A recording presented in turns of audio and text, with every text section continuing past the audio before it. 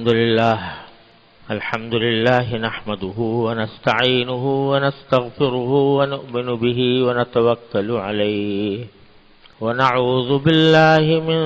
شرور أنفسنا ومن سيئات أعمالنا من يهده الله فلا مضل له ومن يضلله فلا هادي له وأشهد أن لا إله إلا الله وحده لا شريك له وأشهد أن سيدنا وسندنا ونبينا ومولانا محمدا عبده ورسوله صلى الله تعالى عليه وعلى آله وأصحابه وبارك وسلم تسليما كثيرا اما بعد۔ حضرت عبداللہ بن مسعود رضی اللہ تعالی عنہ بیان فرماتے ہیں کہ رسول اللہ صلی اللہ علیہ وآلہ وسلم نے اس بات کی تاکید فرمائی کہ میرے صحابہ میں سے مجھ سے کوئی کسی کی کوئی بات نہ پہنچایا کرے، کیونکہ میرا دل چاہتا ہے کہ جب میں تمہارے پاس آؤں تو میرا دل تم سب کی طرف سے صاف ہو۔ یہ نصیحت فرمائی حضور نبی کریم سرورت عالم صلی اللہ علیہ وسلم نے حضرت عبداللہ بن مسعود رضی اللہ تعالیٰ عنہ کو۔ حضرت عبداللہ بن مسعود رضی اللہ تعالیٰ عنہ ان صحابہ کرام میں سے ہیں جو ہر وقت نبی کریم صلی اللہ علیہ وسلم کی خدمت میں لگے رہتے تھے۔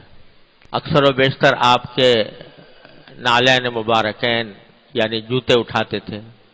آپ کے لیے اگر کبھی کوئی تکیہ رکھنا ہوتا تھا تو وہ تکیہ بھی رکھنے کی خدمت حضرت عبداللہ بن مسعود رضی اللہ تعالیٰ عنہ انجام دیتے تھے۔ اور جب کبھی رسول کریم صلی اللہ علیہ وسلم کو وضو کی ضرورت پیش آتی تو آپ کے لیے لوٹا، پانی کا لوٹا لے جانے والے بھی بکثرت حضرت عبداللہ بن مسعود ہوتے تھے۔ اسی لیے ان کو صاحب النعلین بھی کہا جاتا ہے، یعنی نبی کریم صلی اللہ علیہ وسلم کے جوتے اٹھانے والے۔ اب سعادت دیکھیے کہ اللہ تبارک و تعالی نے کس کے جوتے اٹھانے کی سعادت عطا فرمائی اور کس کی خدمت کی سعادت عطا فرمائی۔ اور چونکہ ان کو یہ ذوق تھا کہ نبی کریم سرورت عالم صلی اللہ علیہ وسلم کی زیادہ سے زیادہ خدمت کی توفیق ہو اور آپ کی صحبت زیادہ سے زیادہ نصیب ہو، اس لیے بکثرت حضور اقدس صلی اللہ علیہ وسلم کے گھر میں بھی آتے جاتے تھے۔ اور بعض صحابہ کرام نے یہ فرمایا کہ حضرت عبداللہ بن مسعود اتنی کثرت سے رسول کریم صلی اللہ علیہ وسلم کے گھر میں آتے جاتے رہتے تھے کہ ہم یہ بعض اوقات ہم میں سے بعض لوگ یہ سمجھتے تھے کہ یہ بھی اہل خانہ میں سے ہیں، گھر والوں میں داخل ہیں۔ تو چونکہ یہ خدمت اللہ تبارک و تعالیٰ نے فرمائی تھی تو اس کے لیے اس کی وجہ سے ان کا مقام بھی بڑا اونچا ہوا۔ ان کو اللہ تعالیٰ نے علم بڑا زبردست عطا فرمایا۔ صحابہ کرام میں علم فقہ کے اعتبار سے بڑے مشہور ہیں، اور علم و فضل اور فقہ میں کہا جاتا ہے کہ ان کا ثانی نہیں تھا۔ اللہ تبارک و تعالیٰ نے انہی کی بدولت نبی کریم صلی اللہ علیہ وسلم کی بے شمار سنتیں دنیا تک پہنچائیں، اور حنفی مسلک کی بیشتر حدیثیں وہ ہیں جو ان سے مروی ہیں، عبداللہ بن مسعود رضی اللہ تعالیٰ عنہ سے۔ بہرحال چونکہ حضرت عبداللہ بن مسعود رضی اللہ تعالیٰ عنہ بکثرت گھر میں حضور کے آتے جاتے رہتے تھے، تو عام طور سے یہ ہوتا ہے کہ جب کسی بڑے کی خدمت کا کوئی خادم خاص ہوتا ہے کسی بڑے آدمی کا، تو وہ دوسرے لوگوں پر بھی نگاہ رکھتا ہے اور ان کی باتیں بھی اس بڑے آدمی تک پہنچاتا رہتا ہے کہ فلاں نے یہ کہا، فلاں نے یہ کیا۔ تو رسول کریم سرورت عالم صلی اللہ علیہ وسلم نے ان کو خاص طور پر وصیت فرمائی کہ تم بھی اور میرے صحابہ میں سے کوئی اور بھی مجھے دوسروں کی باتیں نہ پہنچایا کرو، یعنی کسی کی اگر کوئی غلطی نظر آئی ہے، کسی کی کوئی ایسی بات نظر آئی ہے جو کسی عیب پر مشتمل ہے، تو وہ مجھ تک نہ پہنچایا کرو، اس لیے کہ جب میرا دل چاہتا ہے کہ جب میں اپنے صحابہ کے سامنے آؤں تو میرا دل تم سب کی طرف سے صاف ہو۔ حدیث میں اصل الفاظ یہ ہیں کہ میں اس طرح آؤں کہ سلیم الصدر ہوں، یعنی سلامتی والا سینہ، میرا سینہ سلامتی والا ہو کہ اس میں کسی کی طرف سے کوئی داغ نہ ہو، کسی کی طرف سے کوئی برائی نہ ہو، کسی کی طرف سے کوئی عیب کا تصور نہ ہو، سب کے ساتھ ایک محبت کا معاملہ ہو. میرا دل چاہتا ہے کہ اس طرح میں اپنے صحابہ کے سامنے آیا کروں. لہذا مجھے ایک دوسرے کی باتیں مت پہنچایا کرو. یہاں یہ بات سمجھ لینی چاہیے کہ کسی کی بات کسی بڑے تک پہنچانا، یعنی کسی کی کوئی غلطی کسی بڑے تک پہنچانا، اس کی بہت سی صورتیں ہوتی ہیں. ہر صورت کا حکم الگ ہے. ایک صورت یہ ہوتی ہے کہ کسی شخص میں کوئی عیب دیکھا یا کوئی غلطی دیکھی اور دل میں یہ تقاضا پیدا ہوا کہ یہ میرا بھائی ہے اور اس کے اندر یہ خامی پائی جا رہی ہے، تو اس خامی کو دور ہونا چاہیے. دل میں اس کی خیر خواہی میں دل میں یہ خیال پیدا ہوا کہ اس کی یہ غلطی دور ہو جائے. یہ ایمان کی علامت ہے. یہ ایمان کی علامت ہے کہ اپنے کسی بھی بھائی، کسی بھی ملنے جلنے والے کی کوئی غلطی سامنے آئے تو آدمی کے دل میں یہ خواہش پیدا ہو کہ اس کا یہ عیب دور ہو جائے. یہ ایمان کی علامت ہے. اور اس کا سب سے بہتر طریقہ یہ ہے کہ آدمی اسی شخص سے محبت کے ساتھ، پیار کے ساتھ، اپنائیت کے ساتھ، خیر خواہی کے لہجے میں اسی کو بتا دے اور یہ کہہ دے کہ بھائی میں نے فلاں وقت میں آپ کی یہ بات دیکھی تھی، یہ بات اچھی نہیں ہے. کوئی خلاف شرع بات ہے تو وہ بتا دے کہ شریعت کے خلاف ہے. کوئی سنت کے خلاف بات ہے تو یہ بتا دے کہ سنت کے خلاف ہے. کوئی اور غلطی ہے تو اس غلطی پر اس کو تنہائی میں محبت سے، پیار سے، خیر خواہی کے انداز میں متنبہ کر دیں.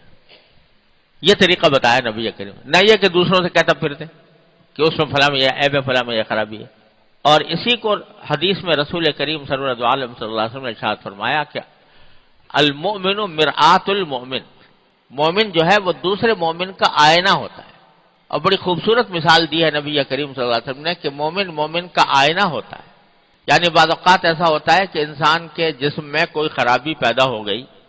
فرض کرو چہرے پر کوئی داغ لگ گیا تو خود کو پتہ نہیں چلتا. بعض اوقات چہرے پر داغ لگ گیا ہے. ہم داڑھی والوں کے اکثر و بیشتر کھاتے پیتے ہوئے کوئی چیز داڑھی میں اٹک جاتی ہے، پتہ ہی نہیں چلتا کہ کوئی چیز اٹک گئی. لیکن شیشہ دیکھیں گے تو وہ شیشہ اس کو بتلا دے گا، آئینہ اس کو بتلا دے گا کہ تمہارے اوپر، تمہارے اندر فلاں چیز اٹکی ہوئی ہے، فلاں خرابی تمہارے اندر پیدا ہو گئی ہے. تو فرمایا کہ المؤمن مرآت المؤمن، مومن ہر مومن دوسرے مومن کا آئینہ ہوتا ہے. یعنی وہ خرابی جو اس کو خود نظر نہیں آ رہی، دوسرا مومن اس کو بتا دیتا ہے اور اس کو متنبہ کر دیتا ہے کہ بھئی فلاں خرابی ہے، وہ اس کو دور کر لو. اور ہمارے حضرت حکیم الامت قدس اللہ تعالی سرہ نے اس کے اوپر مزید ایک بات کا اضافہ فرمایا، بڑی یاد رکھنے والی بات ہے کہ آپ نے جو تشبیہ دی مسلمان کو آئینے سے کہ وہ آئینہ بتا دیتا ہے کسی مومن کی غلطی کو، تو آئینے کی خاصیت یہ ہے کہ اسی کو بتاتا ہے جو اس کے سامنے کھڑا ہو. اسی کو بتاتا ہے نا، جو سامنے کھڑا ہوگا اسی کو آئینہ بتا دے گا کہ بھئی تمہارے اندر یہ خرابی ہے. دوسروں سے کہتا نہیں پھرتا کہ فلاں کے اندر یہ خرابی ہے. آئینہ جو ہے وہ اسی کو بتائے گا جس کے اندر خرابی ہے، دوسروں کو نہیں بتائے گا. تو یہی مثال کے اندر یہ بات داخل ہے کہ اگر کسی کے اندر کوئی خرابی دیکھی، کوئی عیب دیکھا تو اس کو محبت سے، پیار سے تنہائی میں بتا دے آئینے کی طرح، لیکن دوسروں سے کہتا نہ پھرے کہ فلاں کے اندر یہ خرابی ہے. اور یہیں سے جھگڑے، فساد اور خرابیاں یہاں سے پیدا ہوتی ہیں کہ جو صاحب معاملہ ہے اس سے تو کچھ کہا نہیں اور دوسروں سے کہتا پھر رہا ہے کہ فلاں کے اندر یہ عیب ہے، فلاں کے اندر یہ خرابی ہے، فلاں یہ کرتا ہے، فلاں یہ کرتا ہے. اب جب تو یہ کہنے سے کیا ہوا؟ غیبت ہوئی. اور غیبت کے تعظیم گناہ انسان کے سر میں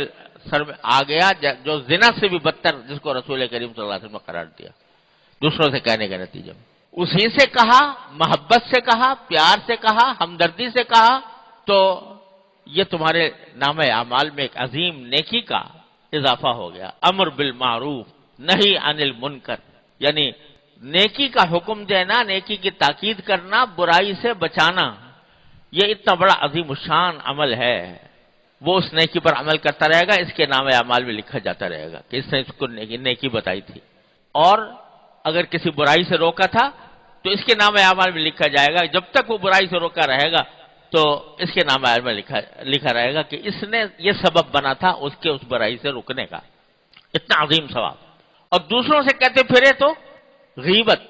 اور غیبت کو فرمایا کہ جیسے اپنے مردہ بھائی کا گوشت کھانا، قرآن کریم یہ فرماتا ہے۔ اور جس کو حدیث میں فرمایا گیا کہ زنا سے زیادہ بدتر گناہ ہے غیبت، کیونکہ زنا اللہ بچائے، اللہ تعالیٰ ہر مسلمان کو محفوظ رکھے، اگر کسی سے سرزد ہو بھی جائے تو بعد میں توبہ کر لے گا تو معاف ہو جائے گا، صدق دل سے، سچے دل سے توبہ کر دے گا تو معاف ہو جائے گا۔ لیکن غیبت چونکہ حقوق العباد سے تعلق رکھتا ہے، لہذا صرف توبہ سے معاف نہیں ہوگا جب تک کہ وہ معاف نہ کرے جس کی غیبت کی گئی تھی۔ تو اب دیکھو کتنا بڑا فرق ہو گیا۔ بات وہی ہے کہ برائی بیان کی جا رہی ہے کسی شخص کی، لیکن وہ برائی اگر اسی سے کہی جا رہی ہے، خیر خواہی سے، تو عظیم اجر و ثواب ہے، انسان کے نام اعمال میں بہت بڑی نیکیوں کا اضافہ ہے۔ دوسروں سے کہتا پھر رہا ہے تو اتنا بڑا گناہ ہے، اتنا بڑا گناہ ہے کہ جب تک وہ معاف نہیں کر دے گا معاف نہیں ہوگا۔ اللہ تعالیٰ محفوظ رکھے۔ اور اگر یہ بات برائی کی کہی کسی ایسے بڑے سے کہ جس کا مقصد یہ ہے کہ وہ بڑا اس کو سزا دے، یا بڑے کے دل میں اس کی کدورت پیدا ہو جائے، اگر اس نیت سے کیا تو وہ غیبت کے ساتھ ساتھ چغلی بھی ہے، نمیمہ، چغلی بھی ہے، یعنی دوسروں سے کہتا پھرے تو غیبت ہے۔ لیکن کسی ایسے شخص سے کہے کہ اس کے باپ سے جا کے کہے، جس کے بارے میں پتا ہے کہ جب باپ کو پتہ لگے گا تو ایسی ٹکائی کرے گا اس کی کہ یاد رکھے گا، تو اب دل میں یہ نیت ہے کہ ذرا اچھا ہے ذرا اس کی پٹائی ہو، ذرا اچھا ہے کہ اس کا باپ اس سے ناراض ہو، باپ کے دل میں اس کی کدورت آئے، اس نقطۂ نظر سے جا کے کہہ رہا ہے تو یہ کیا ہو گیا؟ یہ چغلی ہو گئی، یعنی غیبت بھی ہوئی اور چغلی بھی ہوئی۔ کوئی استاد سے کہے، اس نیت سے کہے کہ استاد کے دل سے اس کی وقت گر جائے، میرے ساتھی کی وقت گر جائے، دل میں اس کی کدورت پیدا ہو جائے، تو اگر اس نیت سے کہے گا تو یہ بھی چغلی، الیاذ باللہ۔ ہاں صرف ایک صورت ہے کہ اس سے محبت سے کہا تھا، پیار سے کہا تھا، ہمدردی سے کہا تھا، لیکن کوئی فائدہ نہیں ہوا، اس نے ایسے ہی ٹلا دیا بات کو، تو اور یہ امید ہے کہ اگر اس کے کسی بڑے سے کہا جائے گا تو بڑا اس کو سمجھائے گا تو اس کے سمجھانے سے اس کے اوپر اثر ہو جائے گا۔ اس کو ذلیل کرنا مقصود نہیں، بڑے کے دل میں اس کی کدورت پیدا کرنا مقصود نہیں، اسے سزا دلوانا مقصود نہیں، بلکہ مقصود اصلاح ہے کہ میں خود کہتا ہوں تو اس سے فائدہ نہیں ہوتا، لیکن بڑا کوئی کہے گا تو اس بڑے کے کہنے کا اس کے اوپر اثر ہوگا۔ وہاں بھی مقصود کیا ہے؟ خیر خواہی ہے، اپنے مسلمان بھائی کی خیر خواہی ہے۔ تو پھر اس صورت میں اگر کہے اور خیر خواہی کے انداز ہی میں کہے اور دل میں آدمی کے نیت اصلاح کی ہو، یہ نہ ہو کہ اس کی برائی اس بڑے کے دل میں بیٹھ جائے، تو اس صورت میں انشاءاللہ وہ بھی جائز ہے اور وہ بھی امید ہے اجر و ثواب کا سبب بنے گا۔ لیکن فرق کرنا بڑا مشکل ہو جاتا ہے کہ میں جو یہ بات کہہ رہا ہوں آیا خیر خواہی سے کہہ رہا ہوں یا اس کے بغض میں کہہ رہا ہوں، اس کی کدورت دل میں پیدا کرنے کے لیے کہہ رہا ہوں، اس کا فرق کرنا آسان نہیں ہوتا، اور یہی وہ چیزیں ہیں جو بزرگوں کی صحبت سے حاصل ہوتی ہیں۔ آدمی کو خود پتہ نہیں چلتا بسا اوقات کہ میں چغلی کر رہا ہوں، میں غیبت کر رہا ہوں، خود پتہ نہیں چلتا، تو کسی اللہ والے کی صحبت کے نتیجے میں اللہ تبارک و تعالی یہ کانٹا دل میں پیدا کر دیتے ہیں کہ میں جو یہ کام کر رہا ہوں آیا اس میں نیت صحیح ہے یا غلط ہے۔ تو نبی کریم صلی اللہ علیہ وسلم نے صحابہ کرام کے بارے میں یہ فرمایا کہ کوئی مجھ سے دوسرے کی بات نہ کہے، یعنی اس صورت میں نہ کہے کہ خامخواہ ویسے ہی بس بیان کرنا ہی مقصود ہو، اس کی برائی بیان کرنا مقصود ہو اور اصلاح مقصود نہ ہو، تو اس کا نتیجہ کیا ہوگا کہ آدمی کسی کے بارے میں کوئی بات کہہ دے۔ یہ انسان کی طبیعت کا ایک خاصہ ہے کہ جب ایک بات کان میں پڑ جاتی ہے تو کچھ نہ کچھ اس کا اثر دل پر ہوتا ہے، اگرچہ ابھی اس کی تحقیق بھی نہیں۔ کسی شخص نے دوسرے کے بارے میں بات کوئی بتا دی کہ فلاں شخص جو ہے یہ غلط کام کر رہا تھا، تو بغیر تحقیق کے اس کے اوپر بھروسہ کرنا تو جائز ہی نہیں جب تک کہ تحقیق نہ ہو۔ لیکن باوجود اس کے کہ آدمی سوچتا ہے بھائی پتہ نہیں صحیح ہے غلط ہے، یہ خبر ہو سکتا ہے غلطی ہو، ہمیں کوئی تحقیق نہیں ہے، اس کے باوجود کان میں ایک بات پڑ گئی تو اس کا دل پر کچھ نہ کچھ اثر ہو جاتا ہے۔ تو رسول کریم صلی اللہ علیہ وسلم فرماتے ہیں کہ میں اس قسم کا اثر بھی اپنے دل پر لینا نہیں چاہتا، میں چاہتا ہوں جب سامنے آؤں تمہارے تو سلیم الصدر ہوں، یعنی میرے دل پر کسی کی برائی کا کوئی داغ نہ ہو، میں اس لیے اس طرح رہنا چاہتا ہوں تمہارے درمیان۔ اور ساری حیات طیبہ اس کی ایک روشن مثال ہے کہ رسول کریم صلی اللہ علیہ وسلم نے کبھی کسی کے بارے میں کوئی کینہ نہیں رکھا، کوئی بغض نہیں رکھا، کسی کے بارے میں کوئی برائی نہیں رکھی، بلکہ ہر ایک کے ساتھ معاملہ یکساں آپ نے فرمایا۔ اسی لیے صحابہ کرام رضی اللہ تعالیٰ عنہ اجمعین بعض اوقات ہر ایک صحابی یہ سمجھتا تھا کہ سب سے زیادہ محبت حضور کو مجھ سے ہے، سب سے زیادہ تعلق حضور کو مجھ سے ہے، ہر صحابی یہ سمجھتا تھا۔ ایک مرتبہ حضرت عمرو بن عاص رضی اللہ تعالیٰ عنہ ایک مشہور صحابی ہیں، ان کو رسول کریم صلی اللہ علیہ وسلم نے ایک غزوے میں بھیجا، انہوں نے کچھ تدبیریں اختیار کیں تو واپس آ کر جب وہ بتائیں کہ میں نے یہ کیا، اس طرح یہ تدبیریں کی تھی، آپ نے ان کی تعریف فرمائی اور ان سے بہت اچھا معاملہ فرمایا۔ تو حضرت عمرو بن عاص فرماتے ہیں میرے دل میں خیال پیدا ہوا کہ حضور کو سب سے زیادہ مجھ سے محبت ہے، تو میں پوچھ بیٹھا کہ آپ کو سب سے زیادہ کس سے محبت ہے،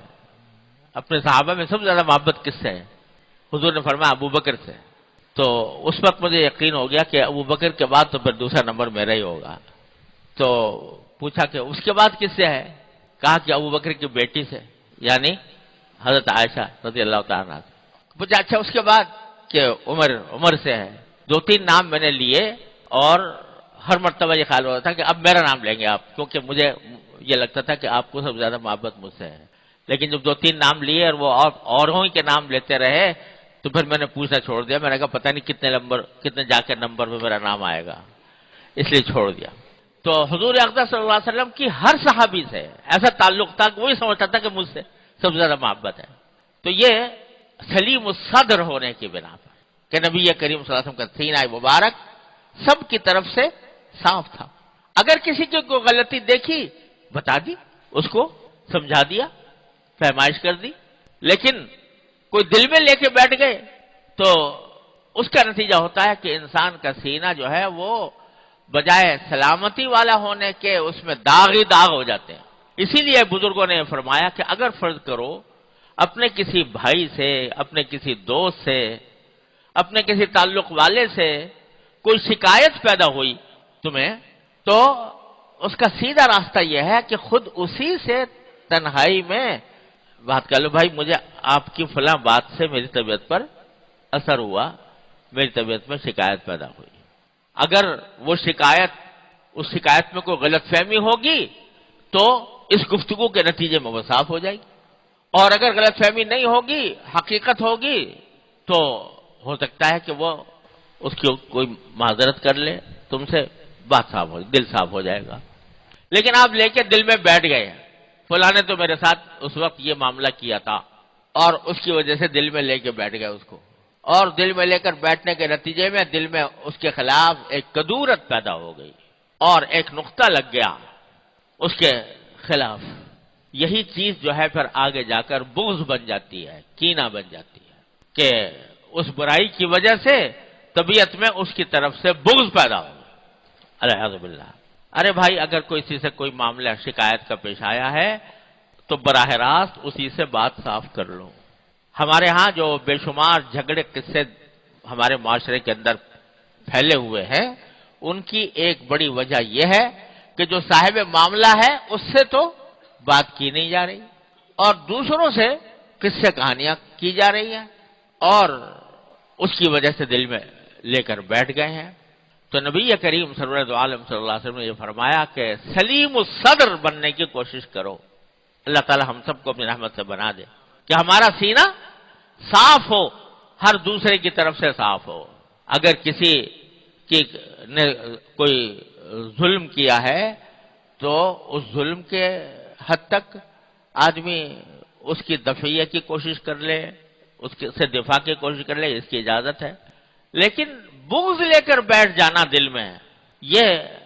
سلیم الصدر ہونے کے منافی ہے۔ تو بھائی یہ جو ہم پڑھ رہے ہیں یہ سب اس لیے پڑھ رہے ہیں تاکہ نبی کریم سرورت عالم صلی اللہ علیہ وسلم کی سنتوں کو اپنی زندگی میں اپنانے کی کوشش کریں۔ تو اس سے یہ سارا عمل در حقیقت اس لیے ہے کہ نبی کریم سرورت عالم صلی اللہ علیہ وسلم کو اللہ تعالی نے اسوہ حسنہ نمونہ بنا کر بھیجا کہ اس جیسے بنو۔ تو اپنے دلوں کو حتی الامکان صاف کرو۔ اگر کسی کے ساتھ کوئی شکایت کا معاملہ ہے، کسی کے ساتھ کوئی طبیعت کو خلاف طبیعت کوئی بات ثابت ہوئی ہے تو اس کو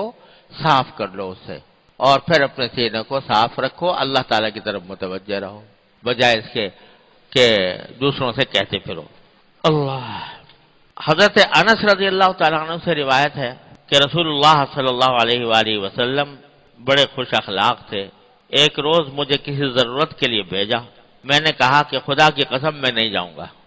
حالانکہ میرے دل میں یہ تھا کہ جو حکم مجھ کو رسول اللہ صلی اللہ علیہ وسلم نے دیا ہے اس کے لیے ضرور جاؤں گا۔ پھر میں نکلا اور میرا گزر کچھ بچوں پر ہوا جو بازار میں کھیل رہے تھے، میں ان کے ساتھ مشغول ہو گیا۔ اتنے میں ناگاہ رسول اللہ صلی اللہ علیہ وسلم نے میرے سر کے بال پیچھے سے پکڑے۔ جب میں نے آپ کی طرف دیکھا تو آپ مسکرا رہے تھے۔ فرمایا کہ اے انس، تم وہاں گئے تھے جہاں میں نے تم کو بھیجا تھا؟ تو میں نے کہا ہاں رسول اللہ، اب جاؤں گا۔ یہ حضرت انس ہے رضی اللہ تعالیٰ عنہ، جن کو ان کی والدہ حضرت ام سلیم رضی اللہ تعالیٰ عنہ جو بڑی درجے کی صحابیہ تھیں، بڑے فضائل ہیں ان کے، حضرت ام سلیم رضی اللہ تعالیٰ عنہ کے، بڑی عجیب و غریب خاتون تھیں جن کی نظیریں دنیا میں ملنی مشکل ہیں۔ یہ پہلے شوہر سے ان کے یہ حضرت انس پیدا ہوئے تھے، بعد میں انہوں نے دوسری شادی کر لی تھی ابو طلحہ رضی اللہ تعالیٰ عنہ سے، اور یہ حضرت انس انہی کے پاس رہتے تھے، بچے تھے، کم عمر تھے۔ تو ان کی والدہ حضرت ام سلیم رضی اللہ تعالیٰ عنہ ایک دن حضرت انس کو حضور اقدس صلی اللہ علیہ وسلم کی خدمت میں لے گئیں اور یہ کہا کہ یا رسول اللہ، میری دل میں ایک تمنا ہے، ایک حاجت ہے، ایک ضرورت ہے، اگر آپ پوری فرما دیں تو میرے لیے بڑی سعادت ہوگی۔ حضور اقدس صلی اللہ علیہ وسلم نے پوچھا کہ کیا بات ہے؟ تو کہا کہ یہ میرا بچہ ہے، اس وقت بالغ بھی نہیں تھے، یہ چھوٹا سا بچہ ہے میرا، تو یہ میں چاہتی ہوں کہ آپ کی خدمت کرے، آپ کی خدمت میں رہے، آپ اس کو بطور خادم کے قبول فرما لیجیے۔ نبی کریم صلی اللہ علیہ وسلم نے قبول فرما لیا، چنانچہ یہ حضور اقدس صلی اللہ علیہ وسلم کے خادم کے طور پر مشہور تھے۔ اسی مجلس میں حضرت انس جو بچے تھے یہ والدہ لے کر آئی تھی، اسی مجلس میں انہوں نے یہ بھی دعا کی کہ یا رسول اللہ، اس کے لیے اس کے سر پر ہاتھ رکھ دیجئے اور اس کے لیے دعا فرمائیے۔ تو نبی کریم صلی اللہ علیہ وسلم نے شفقت سے دعا فرمائی اور دعا یہ فرمائی، یا اللہ اس کے مال میں بھی برکت عطا فرما، اس کے اولاد میں بھی برکت عطا فرما، یہ دعا فرمائی، یا اللہ اس کے مال میں اور اولاد میں، اور جہاں تک یاد ہے عمر کی بھی دعا فرمائی تھی کہ عمر میں برکت عطا فرما۔ تو یہ صحابی حضرت انس رضی اللہ تعالیٰ عنہ ان صحابہ کرام میں سے ہیں کہ جن کی عمر 100 سال سے زیادہ ہوئی اور 100 سال کے بعد بھی زندہ رہے۔ تو ایک موقع پر انہوں نے فرمایا کہ رسول کریم صلی اللہ علیہ وسلم نے میرے مال میں بھی برکت کی دعا کی تھی اور میری اولاد میں بھی برکت کی دعا کی تھی۔ تو میں بتاتا ہوں کہ اس وقت سارے انصاری صحابہ میں سب سے زیادہ دولت مند میں ہوں، سب سے زیادہ مالدار میں ہوں، اور جہاں تک اولاد کا تعلق ہے تو اولاد کا معاملہ یہ ہے کہ جب حجاج جس سال بصرہ میں آئے تھے اس وقت میری بیٹی امینا نے یہ بتایا تھا مجھے کہ میری سلبی اولاد میں سے 120 بچے قبر میں جا چکے تھے، میں دفن ہو چکے تھے، 120 بچے میری سلبی اولاد میں جا چکے تھے، اتنی اولاد اللہ تعالیٰ نے ان کو عطا فرمائی۔ تو یہ اپنا واقعہ بیان فرما رہے ہیں حضرت انس رضی اللہ تعالیٰ عنہ کہ میں رسول کریم صلی اللہ علیہ وسلم کی خدمت کرتا تھا، بھیجا ہی تھا ماں نے اس کام کے لیے کہ حضور کے خادم بنے، تو آپ نے فرمایا کہ فلاں کام کے لیے جاؤ۔ تو جیسے بچے ہوتے ہیں نا بے پرواہی میں جیسے اپنے مذاق میں بات کر دیتے، اسی طریقے سے انہوں نے بے پرواہی میں مذاق میں کہا نہیں میں نہیں جاؤں گا، حالانکہ دل میں ارادہ تھا کہ جاؤں گا، لیکن مذاق میں ایسے کہہ دیا، بچے تو تھے ہی، منہ پہ آ گیا، لیکن دل میں ارادہ جانے کا، اور یہ سوچ کے نکل گیا۔ باہر کچھ بچے کھیل رہے تھے تو بچے تو تھے ہی، اس میں کھیل میں کہیں لگ گئے۔ نبی کریم صلی اللہ علیہ وسلم پیچھے سے تشریف لائے تو فرماتے ہیں میرے بال پیچھے سے پکڑے اور کہا کہ حدیث میں الفاظ آتے ہیں انیس کہہ کر، یا انیس، انس تو ان کا نام تھا، اور اس کی تصغیر کر کے محبت سے اس کو انیس کہا، اے انیس، جس کام کے لیے میں نے تم سے کہا تھا تم گئے نہیں؟ تو کہا میں نے پیچھے مڑ کے دیکھا تو آپ مسکرا رہے تھے، یعنی کوئی تنبیہ نہیں فرمائی، کوئی غصہ نہیں کیا، کوئی سزا نہیں دی، بلکہ مسکرا رہے تھے۔ اور پوچھا کیوں تم وہاں پر گئے نہیں؟ تو میں نے کہا یا رسول اللہ اب جاؤں گا۔ یہ بتلا رہے حضرت انس رضی اللہ تعالیٰ عنہ کہ اپنے خدام کے ساتھ بھی نبی کریم سرور دو عالم صلی اللہ علیہ وسلم کا معاملہ کیسا تھا۔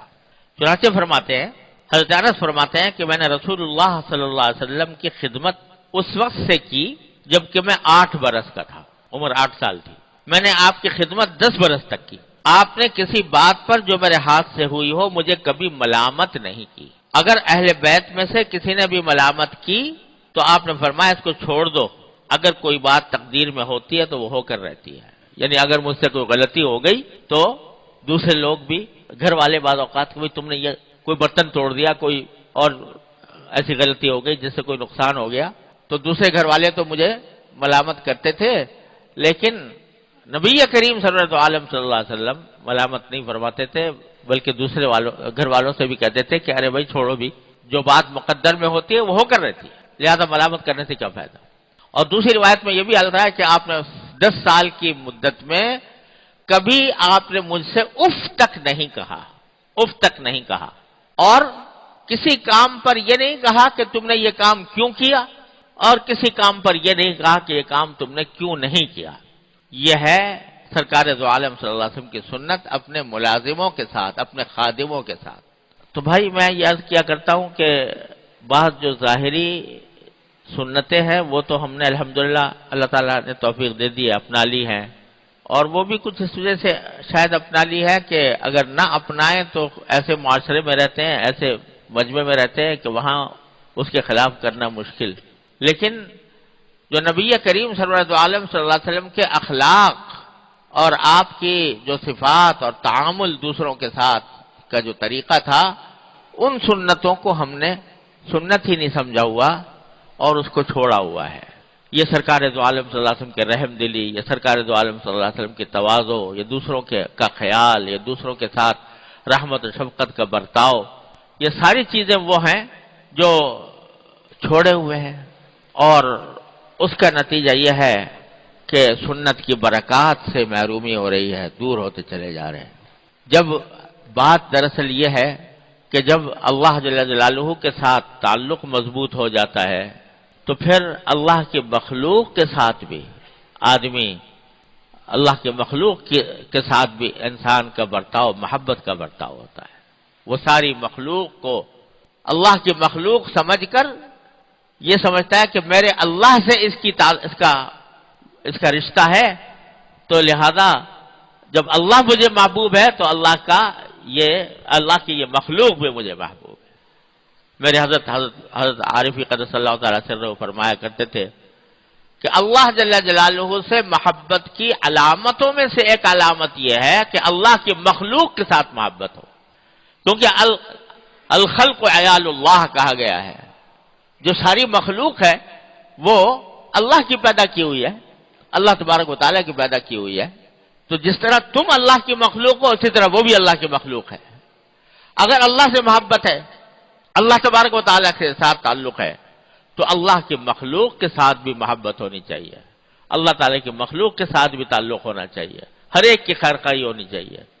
یہ لازمی نتیجہ ہے تعلق مع اللہ کا،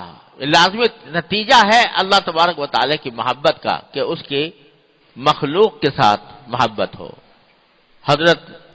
سری سقطی رحمت اللہ علیہ، جو جنید بغدادی رحمت اللہ علیہ کے شیخ ہیں، ان کے بارے میں روایت میں آتا ہے کہ ایک مرتبہ وہ بغداد میں رہتے تھے تو دریا کے کنارے جا رہے تھے، جیسے چہل قدمی کے لیے آدمی نکلتا ہے دریا کے کنارے سیر کے لیے نکلے ہوئے تھے، ساتھ میں کچھ مریدین بھی تھے، کچھ ساتھی تھے۔ وہاں سے ایک کشتی گزری، دریا نیل میں کشتی، وہ کشتی میں لوگ نوجوان قسم کے، اوباش قسم کے لوگ پکنک منا رہے تھے، اور وہ وہاں سے گاتے بجاتے کشتی میں گزر رہے تھے۔ گاتے بجاتے یعنی کوئی ساز و سامان بھی تھا، اس پر گاتے بجاتے گزر رہے تھے۔ اور جب یہ اوباش قسم کے لوگ، آزاد قسم کے لوگ جب گزرتے ہیں اور سامنے سے کوئی مولوی قسم کا آدمی نظر آتا ہے تو ان کی مذاق کی رگ اور پھڑک اٹھتی ہے بعض اوقات۔ تو دیکھا کہ یہ بزرگ جا رہے ہیں، اللہ والے ہیں اور مولوی قسم کے لوگ ہیں، تو انہوں نے ان کے اوپر کچھ فقرے کسنے شروع کر دی، فقرے کسنے شروع کر دیے، یعنی گانا بجانا بھی ہو رہا ہے، ان کے اوپر کوئی فقرے کسے۔ تو حضرت کے سری سقطی رحمۃ اللہ علیہ کے ساتھ جو ان کے مرید تھے، انہوں نے کہا کہ حضرت دیکھو یہ ایسے نافرمان لوگ ہیں کہ خود تو ہیں ہی گناہ میں مبتلا، گانے بجانے میں لگے ہوئے ہیں، اللہ تعالیٰ سے غافل ہیں، اور جو اللہ کے بندے جا رہے ہیں ان کے اوپر بھی پھپتیاں کس رہے ہیں، ان کے اوپر بھی ان کا بھی مذاق اڑا رہے ہیں۔ تو ان کے لیے بد دعا کر دیجئے، ان کے لیے بد دعا کر دیجئے کہ یہ ایسے ظالم لوگ ہیں کہ نافرمان بھی ہیں اور اوپر سے سینہ زوری بھی کر رہے ہیں اور اللہ والوں کا مذاق اڑا رہے ہیں۔ تو حضرت سری سقطی رحمۃ اللہ علیہ نے ہاتھ اٹھائے اور دعا کی، یا اللہ یہ نوجوان لوگ ہیں، آپ نے اس دنیا کے اندر ان کو خوشیاں عطا فرمائی ہے، اے اللہ آخرت میں بھی ان کو خوشیاں عطا فرما، اے اللہ آخرت میں بھی خوشیاں عطا فرما۔ اب وہ جو کہہ رہے تھے کہ بد دعا کریں، وہ حیران رہ گئے کہ جی یہ تو اس لائق تھے کہ ان کے لیے بد دعا کی جاتی ہے، آپ کہہ رہے ہیں کہ ان کی آخرت میں بھی خوشیاں عطا ہوں۔ تو حضرت نے فرمایا کہ اللہ کے بندو، اگر ان کو آخرت میں خوشیاں ہوں گی تو تمہارا کیا نقصان ہے، یہ بھی اللہ کے بندے ہیں، اور آخرت میں خوشیاں انشاءاللہ اسی وقت ملیں گی جب اللہ تعالیٰ ان کی اصلاح کر دے گا، اللہ تبارک و تعالیٰ ان کے حالات کو درست کر دے گا، تو پھر اللہ تبارک و تعالیٰ ان کو آخرت میں بھی خوشیاں عطا فرمائیں گے۔ تو جو اللہ سے محبت کرنے والے ہوتے ہیں، جو اللہ تبارک و تعالیٰ سے لو لگائے ہوئے ہوتے ہیں، جن کا تعلق اللہ تعالیٰ کے ساتھ مضبوط ہوتا ہے، جو اللہ کے اپنے آپ کو بندہ قرار دیتے ہیں، وہ کسی کو بھی تحقیر دل میں نہیں لاتے، کسی کی بھی حقارت دل میں نہیں لاتے۔ خواہ دیکھنے میں وہ آدمی جو ہے معصیتوں میں مبتلا ہو، گناہوں میں مبتلا ہو، غلط کاری کر رہا ہو،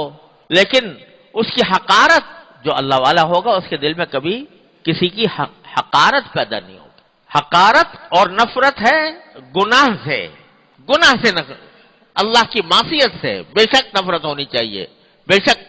اس کی حقارت بھی ہونی چاہیے، اس کی نفرت بھی ہونی چاہیے، لیکن جو شخص گناہ میں مبتلا ہے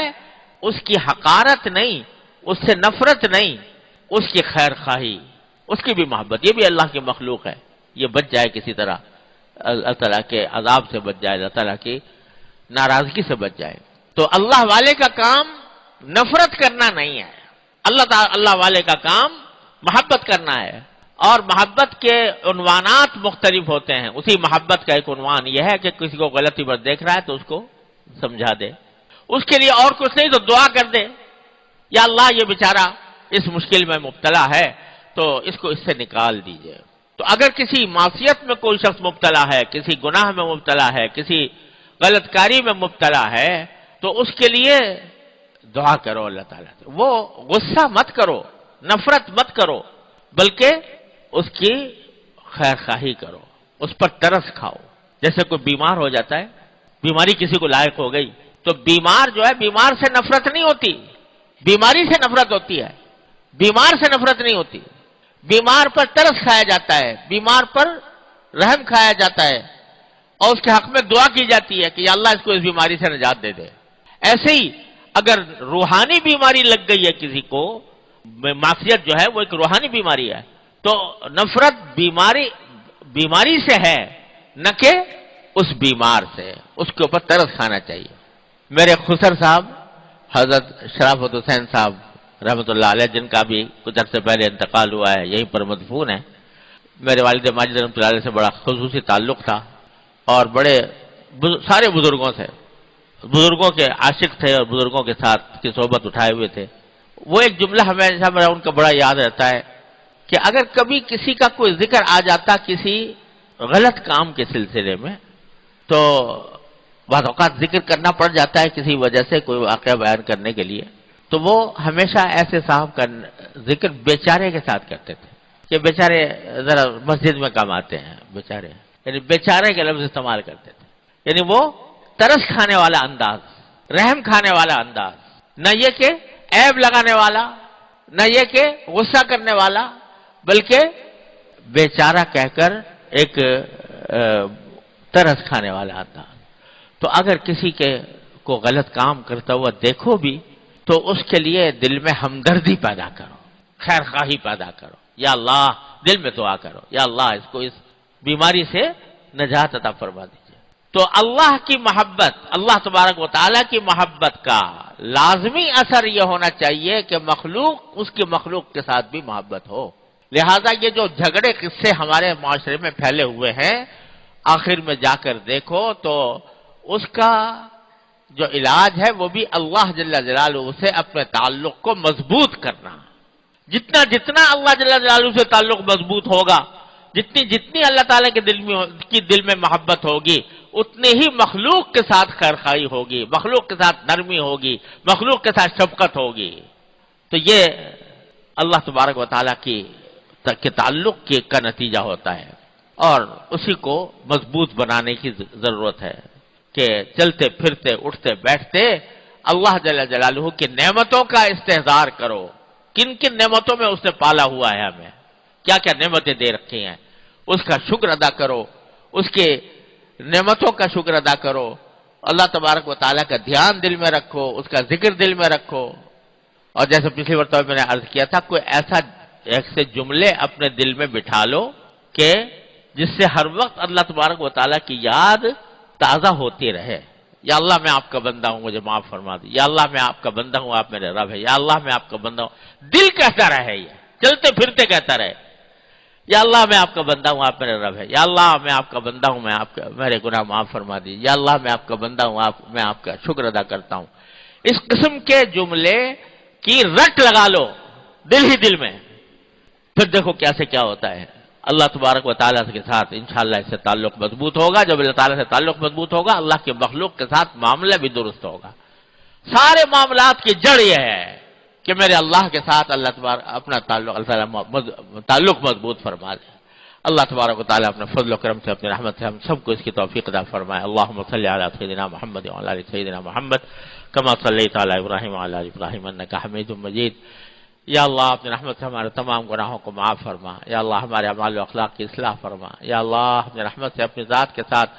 ہمارے تعلق کو مضبوط اور مستحکم بنا دے، یا اللہ ہر طرح کے شر سے، معصیتوں سے، منکرات سے ہماری حفاظت فرما، یا اللہ تمام حاضرین حاضرات کو ان کے تمام جائز مقاصد میں کامیابی عطا فرما۔ ربنا تقبل توبتنا واغسل حوبتنا واجب دعوتنا وثبت حجتنا وسدد السنتنا واسلل سخيمة